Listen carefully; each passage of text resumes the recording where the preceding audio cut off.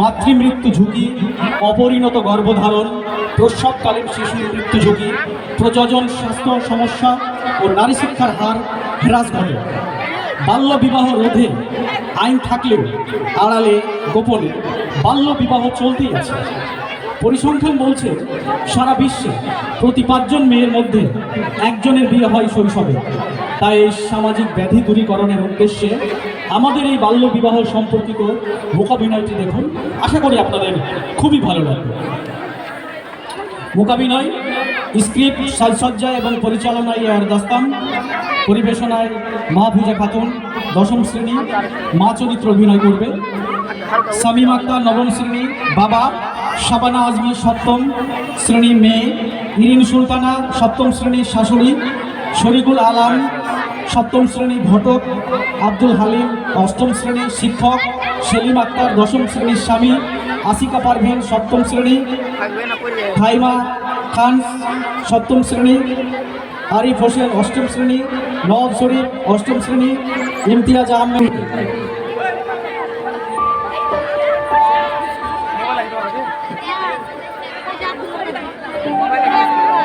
আব্দুল্লাহ শিক্ষকের প্রবেশ।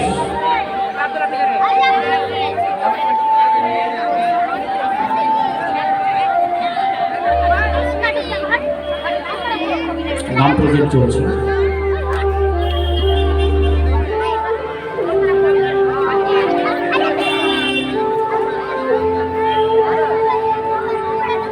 আবিনা কোথায়?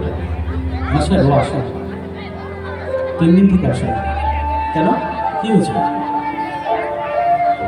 ওর বিয়ে দিবে স্যার? হ্যাঁ, বিয়ে বিয়ে হবে? আমাকে ওদের বাড়ি একটু নিয়ে যেও তো। ঠিক আছে স্যার, আপনাকে নিয়ে যাবো।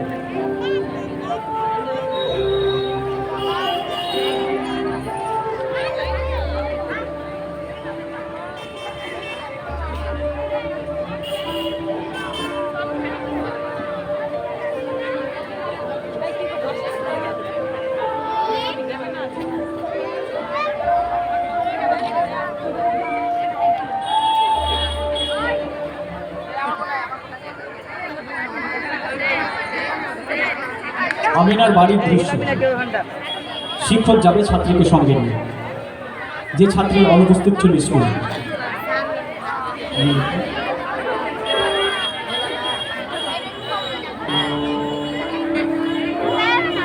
ছাত্রী আমিনার মা ঝাড় দিচ্ছে, বাবা বারান্দা কোনায় কোণে বসে আছে। শিক্ষকের প্রবেশ। স্যার আসুন, বসুন স্যার। তোমার বাবা কোথায়? বাড়িতে গেছে। ডাকি দাও তো আমাকে একটু। ঠিক আছে স্যার, আপনি বসেন, আমি বাবাকে ডাকছি। বাবা, বাবা, আমার স্যার এসছে। কেমন আছে? আমি ভালো আছি। কি ব্যাপার, এই মেয়েটা স্কুলে যাচ্ছে না? লজ্জা পেয়ে বাবা বলছে ওর বিয়ের কথা চলছে। অনেক বড় বাড়ি, অনেক টাকা পয়সা ছিল, দেখতে সুন্দর, বিয়ে দিয়ে দেবো ভাবছি। তুমি এই মেয়েটা বিয়ে দিয়ে দেবে? এখন ছোট আছে, বড় হোক, লেখাপড়া করুক, তারপরে বিয়ে দেবে, সুস্থ সবল হোক। এখন বিয়ে দিয়ে দেবে এই মেয়েটার?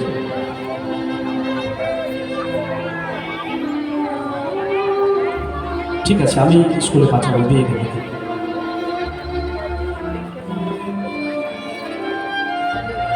ঠিক আছে, আপনি যান, আমি আমার মেয়েকে স্কুলে পাঠাবো।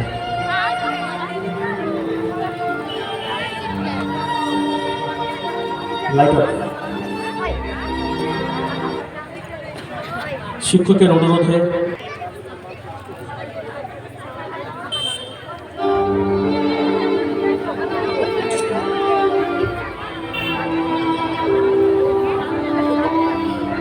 আমিনাদের বাড়ির দৃশ্য। মা তার কাজে ব্যস্ত, বাবা একদিকে বসে আছেন।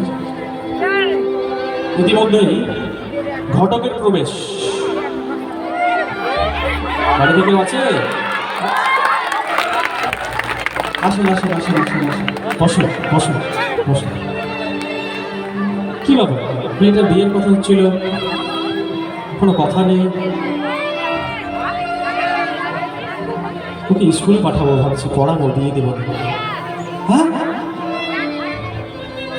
পাগল হয়ে গেছো? মেয়েটার বিয়ে দিবে না? এত বড় বাড়ি গাড়ি, ছেলে, অনেক টাকা পয়সা, পরিবারও ভালো, ভালো বংশের ছেলে, আর তুমি বলছো মেয়েটার বিয়ে দিবে না? এই সুযোগ তুমি পাবে? দেখো, তোমার মেয়ে, সিদ্ধান্ত কিন্তু তোমাকে নিতে হবে, বিয়ে দিয়ে দাও। অনেক চিন্তা ভাবনার পরে বাবা আমিনার মাকে ডাকছে, শোনো, ঘটক মশাই বলছে মেয়েটার বিয়ে দিতে। কি যে করি, অনেক বড় বাড়ি, টাকা পয়সা, ভালো ছেলে। না না না না, বিয়ে দিও না মেয়ের।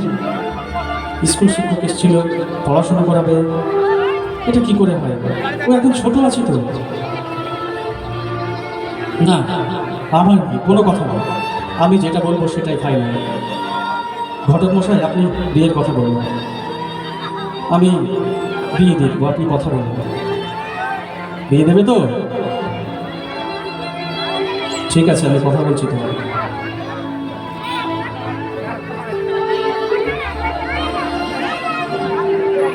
বাবা কথা দিল, মেয়ের বিয়ে দিল। Light off.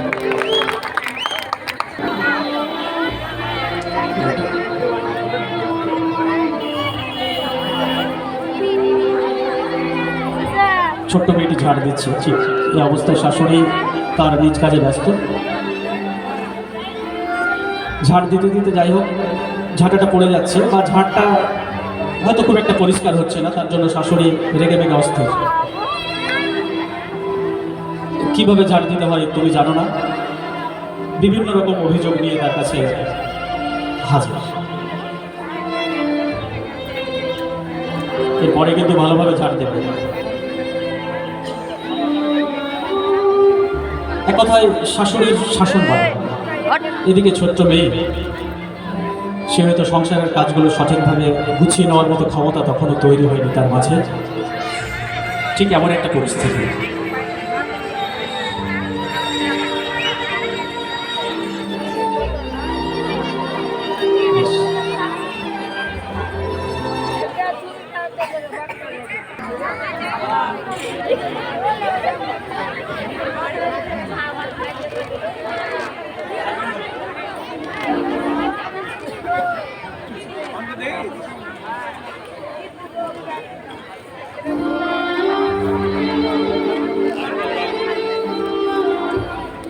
ছোট্ট মেয়েটি রান্না করছে।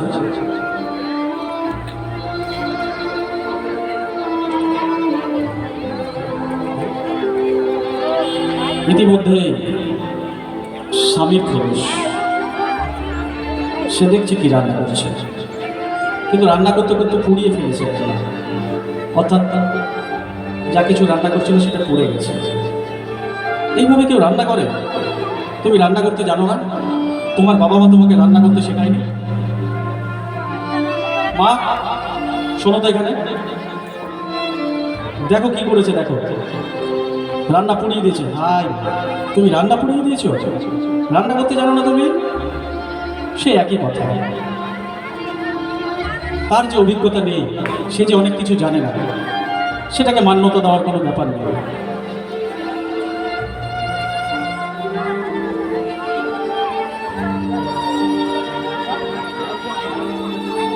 পরিস্থিতি অশান্ত পরিস্থিতি, ঠিক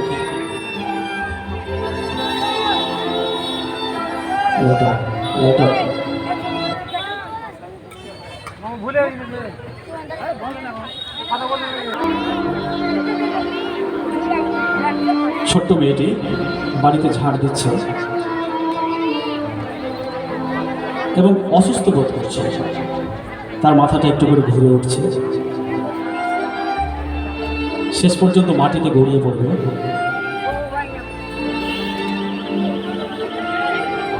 শারীরিকভাবে খুব দুর্বল হয়ে পড়েছে। একটা সময় মাথা ঘুরে উল্টে পড়ে গেল। শাশুড়ি গিয়ে দেখে বৌমার কি হলো। এবার ছেলেকেও ডাকছে, দেখতো দেখতো কি হলো, দেখতো। এ তো মাথা ঘুরে পড়ে গেছে। কি হলো দেখ, একটু ফোন লাগিয়ে দেখতো ওর বাবা মাকে। হ্যালো, হ্যাঁ আপনার মেয়ে অসুস্থ হয়ে আছে, ঠিক আপনি চলে আসুন তাড়াতাড়ি। ইতিমধ্যে বাবা মায়ের প্রবেশ। মেয়ের বাবা এসে দেখে মেয়েটি অসুস্থ বোধ করছে, চরম অসুস্থ বোধ। মেয়েটি বলছে, মা আমি আর পারছি না, মা আমি ভীষণ দুর্বল লাগছে আমাকে। আমি যেন এই শ্বশুর বাড়িটাকে মানিয়ে নিতে পারছি না। আমার ভালো লাগছে না, তুমি আমাকে নিয়ে চলে পারি না। আমার কিছুই ভালো লাগছে না। মা বলছে, ঠিক আছে মা, চল তোকে আমরা নিয়ে যেতে পারি, চল। অবশেষে মেয়েটিকে সঙ্গে করে তার বাবা মা তাদের নিজের বাড়িতে নিয়ে যায়।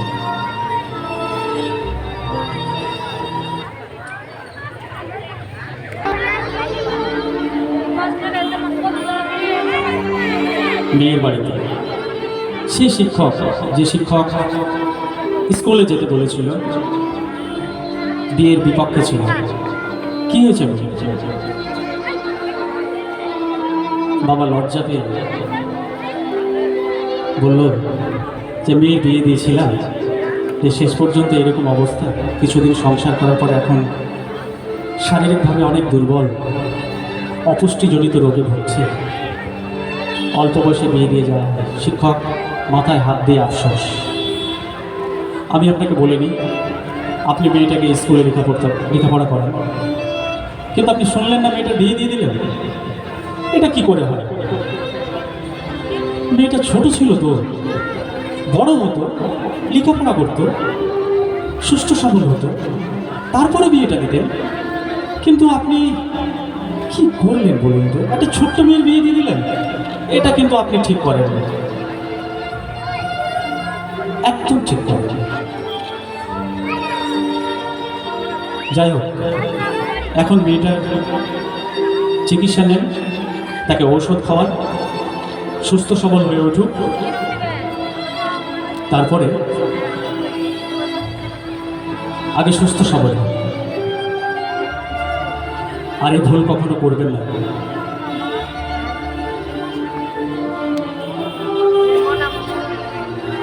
এখানে আমাদের মোকাবিনয় শেষ হল।